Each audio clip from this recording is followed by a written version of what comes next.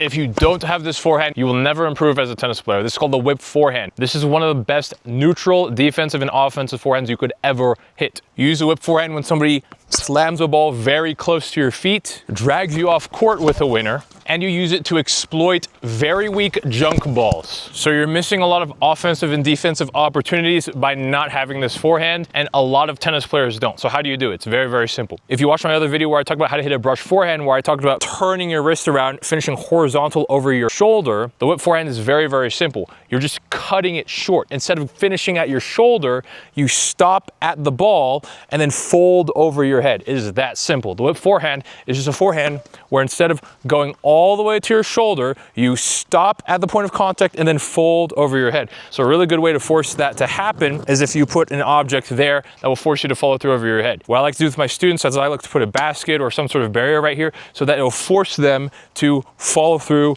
over their head instead of do what you're habitually used to doing, which is following through in front of your chest and going to your shoulder. So practice this a couple of times. I mean, you don't even have to use a basket. You can use the fence over there. And then once you've habituated this movement, then start hitting the ball the same exact way. If you're doing it right, it should look just like this.